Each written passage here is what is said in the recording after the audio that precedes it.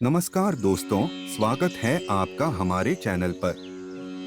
सनातन धर्म में एकादशी व्रत का विशेष महत्व है, परंतु इन सभी एकादशियों में सबसे श्रेष्ठ, सबसे पुण्यदायक और सबसे कठिन व्रत है निर्जला एकादशी।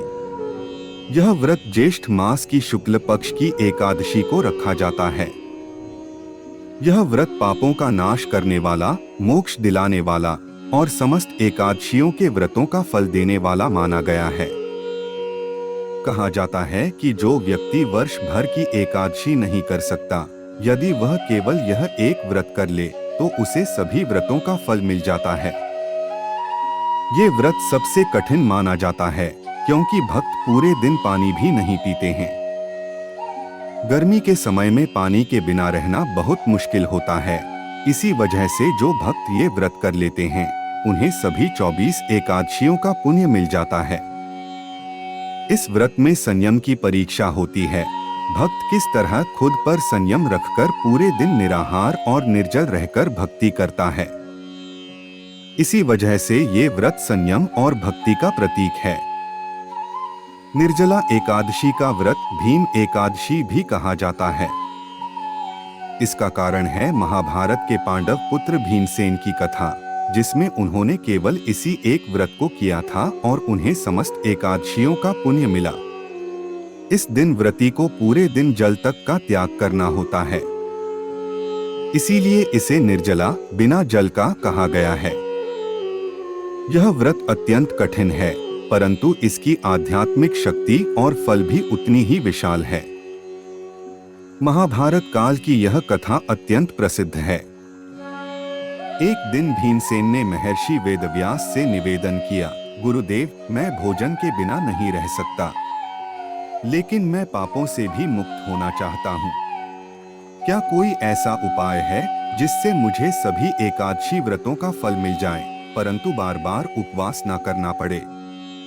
व्यास जी ने मुस्कुराते हुए कहा, भीमसेन, तुम्हारे जैसे बलशाली पुरुष के लिए यह संभव नहीं कि तुम प्रत्येक एकादशी को उपवास कर सको, परंतु यदि तुम ज्येष्ठ मास की शुक्ल पक्ष की एकादशी को जल भी त्याग कर उपवास कर लो तो तुम्हें वर्ष भर की सभी एकादशियों का फल मिलेगा। इसे ही निर्जला एकादशी कहते हैं। भीम ने प्रण किया, मैं यह कठिन व्रत करूंगा, चाहे जितना भी कष्ट क्यों न हो। और फिर भीमसेन ने इस एकादशी को पूरी श्रद्धा, संकल्प और तप से किया। उन्होंने जल तक ग्रहण नहीं किया, पूरे दिन श्रीहरि का स्मरण किया। अगले दिन द्वादशी को ब्राह्मणों को भोजन करवाकर स्वयं भोजन किया। व्यास जी ने आशीर्वाद दिया, हे भीम, इस व्रत के प्रभाव से तुम्हें सभी व्रतों का फल मिलेगा। यह व्रत इतना प्रभावशाली है कि एक बार करने से ही अनेक जन्मों के पाप नष्ट हो जाते हैं।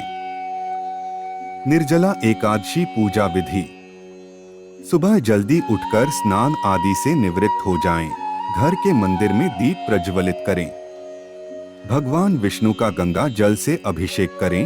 भगवान विष्णु को पुष्प और तुलसी दल अर्पित करें। अगर संभव हो तो इस दिन व्रत भी रखें। भगवान की आरती करें, भगवान को भोग लगाएं। इस बात का विशेष ध्यान रखें कि भगवान को सिर्फ सात्विक चीजों का भोग लगाया जाता है। भगवान विष्णु के भोग में तुलसी को जरूर शामिल करें। ऐसा माना जाता है कि बिना तुलसी के भगवान विष्णु भोग ग्रहण नहीं करते हैं। इस पावन दिन भगवान विष्णु के साथ ही माता लक्ष्मी की पूजा भी करें। इस दिन भगवान का अधिक से अधिक ध्यान करें। निर्जला एकादशी पर जरूर करें ये काम। निर्जला एकादशी के दिन दूध में केसर मिलाकर अभिषेक करने से भगवान विष्णु की कृपा बनी रहती है।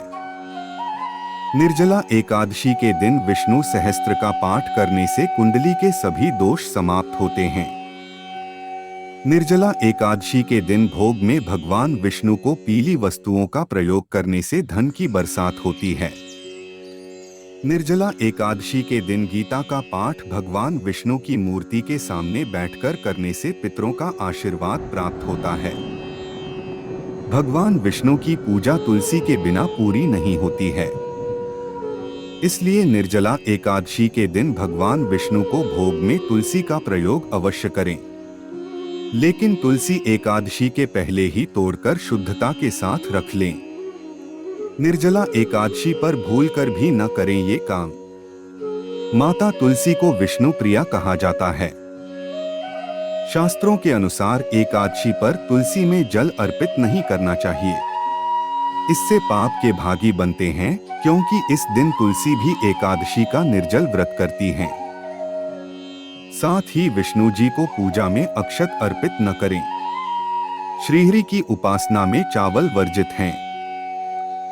अगर आपको यह वीडियो पसंद आई हो तो कृपया इस वीडियो को लाइक करें, शेयर करें और चैनल को सब्सक्राइब करना न भूलें। साथ ही बेल आइकन को भी दबाएं ताकि अगली वीडियो की नोटिफिकेशन आपको मिल सके।